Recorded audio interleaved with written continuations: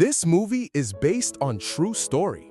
The story begins in a hospital when Ed Schmidt and his wife Teresa welcome their newborn daughter. They name her Michelle, which means gift from God. It's a gift from God. 5 years later, 1993, Ed sits beside Teresa's hospital bed. Teresa lies unconscious and gravely ill. A nurse informs Ed that Teresa is dying. With tears in his eyes, Ed promises Teresa he will take care of their 2 daughters when she breathes her last. I'll take care of the girls. Teresa exhales her final breath, and Ed bows his head, devastated yet resolute to keep his promise. Meanwhile, in Louisville, Kentucky, Sharon Stevens is drinking heavily at a bar with her friend Rose. Rose worries about Sharon's excessive drinking, but Sharon ignores her warning. Sharon climbs onto the bar to dance and falls, hitting her head hard. The next morning, Sharon wakes up dizzy and goes to the bathroom to splash water on her face. She sees a cut on her forehead in the mirror and frowns, unable to remember how it got there. Shaking off the confusion, she pours orange juice into a glass, then decides to mix it with alcohol. As she prepares her next drink, Rose appears in the living room. Rose urges Sharon to seek help for her addiction.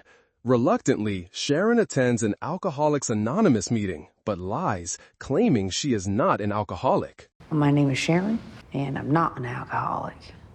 After the meeting, Sharon stops at a convenience store and buys several cans of beer. While paying at the counter, she glances down and notices the local newspaper's headline, 5-year-old Michelle Schmidt diagnosed with biliary atresia. The article explains that Michelle's rare condition has no cure except a liver transplant, and finding a suitable donor for a young child can take up to 2.5 years. Meanwhile, at the same time, Ed, Michelle, and Ashley, Ed's 8-year-old daughter, are getting ready to attend Teresa's funeral. Ed notices a rash appearing on Michelle's arm as she seems to be scratching it due to itchiness. Sharon ends up deciding to attend Teresa's funeral at the church. This is where her introduction and connection with Ed's family begins as she starts talking to Michelle and Ashley after the service. Sharon quickly becomes friendly with Michelle and Ashley.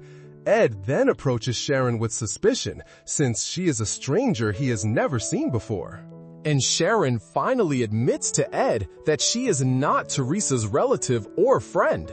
She found out that Teresa's funeral was at the church from the newspaper. Later, Sharon and Rose are at their salon.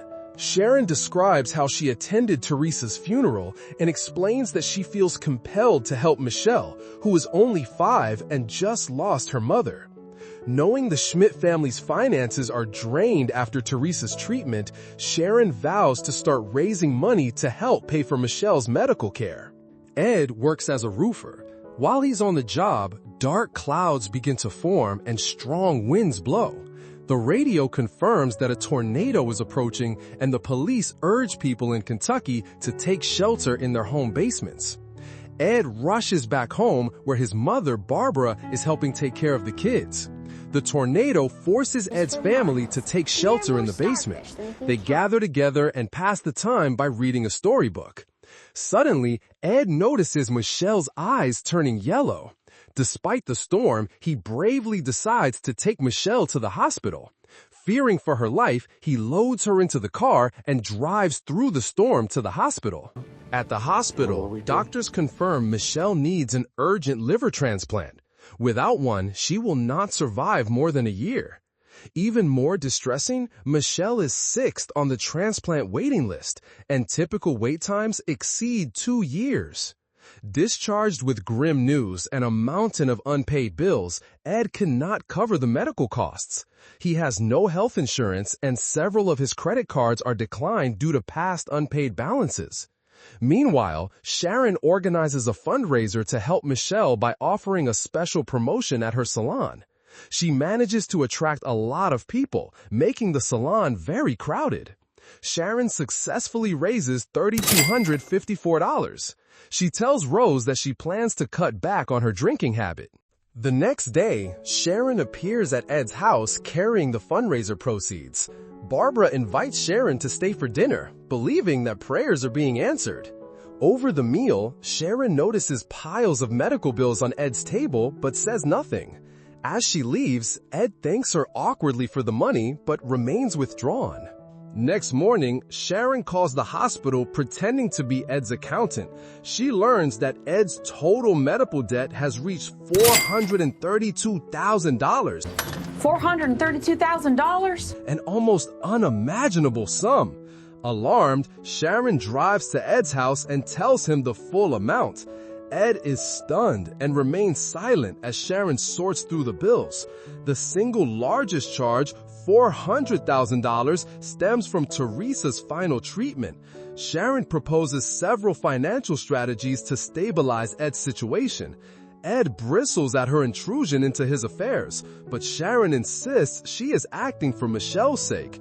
She reveals she has 20 years of experience running 4 small businesses and knows how to manage finances. Ed drives through the neighborhood, surveying the roofs shattered by the tornado. To him, the devastation is an opportunity. His skills and experience as a roofer mean he can help rebuild. The following day, Sharon returns to Ed's house, bearing gifts for Michelle and Ashley.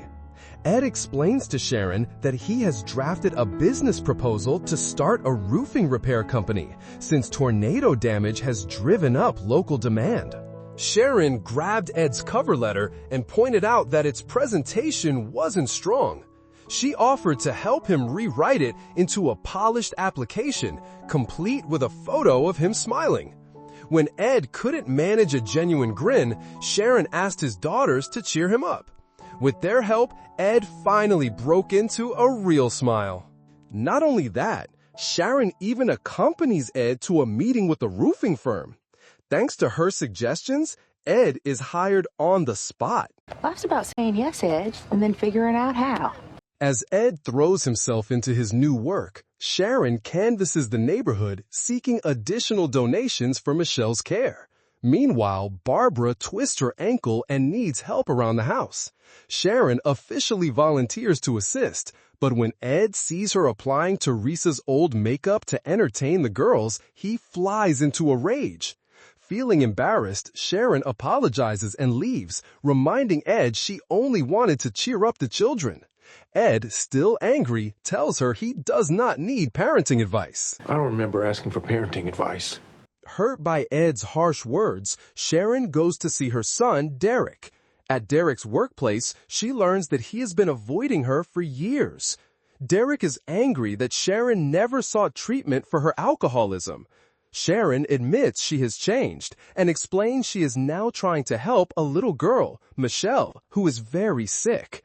Derek retorts that he feels sorry for Michelle because she depends on someone as unstable as his mother. That girl, I feel sorry for her. Not because she's sick, because she's counting on you for help. Feeling defeated, Sharon returns to her old haunt, the same bar where she fell weeks earlier, and drinks heavily again. That night in Ed's house, Michelle suddenly awakens, crying that her stomach hurts and her rash itches unbearably. Terrified, Ed rushes her to the hospital. Early the next morning, Ed calls Sharon, asking her to pick up Ashley and take her to school. In fact, Ashley spent the night at the hospital too. A few days later, after several hospital visits, Sharon tells Ed he deserves a break from work. He hesitates but finally agrees. The 4 of them, Ed, Michelle, Ashley, and Sharon, go roller skating at a local rink. For the first time in months, the family laughs and smiles together. Ed pulls Sharon aside and thanks her deeply for all her help. Moved, Sharon shares her own backstory. Her husband left her and her son, forcing her to raise Derek alone. That same night, Sharon drinks heavily at home, sobbing as she calls Derek to wish him happy birthday. She confesses she still feels like a failure as a mother. The next morning, Sharon suggests Ed sell his house to pay off his debts. Ed refuses. He cannot part with the only home he has left that holds Teresa's memory. This is the last piece of her I got left. Determined to help, Sharon visits 3 hospital executives to plead for a debt reduction. At first, they dismiss her request. $400,000 is a huge sum, but Sharon's persistence pays off. The hospital agrees to forgive the Schmidt family's bill. She rushes to show Ed the official debt forgiveness paperwork. Ed breaks down in tears. Now he will not have to sell his house. One evening, while Sharon watches the girls, Michelle begins vomiting blood and is whisked back to the hospital. There, a doctor informs Ed that Michelle has moved to the top of the transplant waiting list, but time is running out. She has only 4 weeks to live without a suitable liver match. The doctor advises that if a donor organ becomes available, it will be at a specialized hospital in Omaha, Nebraska. They should arrange private air transport immediately. Sharon vows to find them a plane. Sharon contacts local business executives with private jets. Through charm and persistence, she secures 5 private aircraft ready to help. But she has another idea. She calls the local TV station and arranges for a news anchor to interview Michelle, hoping to raise awareness and expedite the search for a donor. As the TV crew sets up in Ed's living room, Ed appears furiously and orders them to turn off their cameras. He is furious that Sharon invited strangers to exploit his family's tragedy. Reluctantly, the crew packs up and leaves. Ed warns Sharon he must get back to work, and he asks her to watch the girls until he returns. That night, Ed comes home late to find Sharon passed out drunk in the backyard. Gently, he wakes her and tells her to leave. He cannot let her near the girls in her condition. Sharon apologizes and admits her alcoholism comes from her mother's example. Her mother was also an alcoholic. Sharon confesses she never wanted to end up like her, but she did, and it cost her a relationship with her son. Now she feels worthless. She believes that by saving Michelle's life, she can redeem herself and become a good person.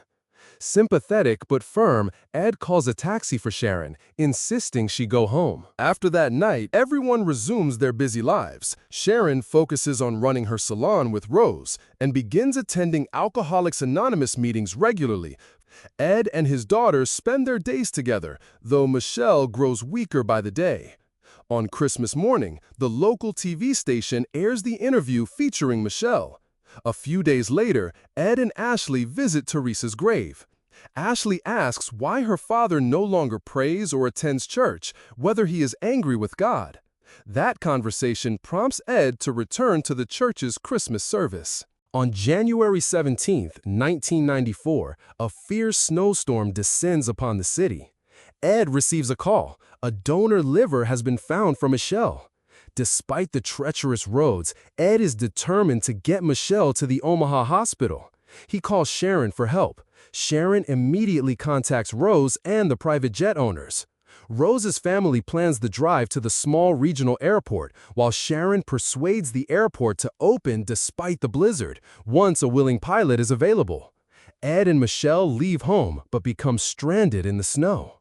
Desperate, Sharon calls the TV station again to request helicopter assistance. Broadcast live, the story reaches a helicopter pilot who volunteers to help.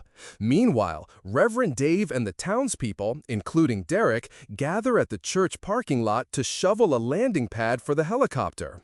Sharon and Derek embrace as Derek finally forgives his mother.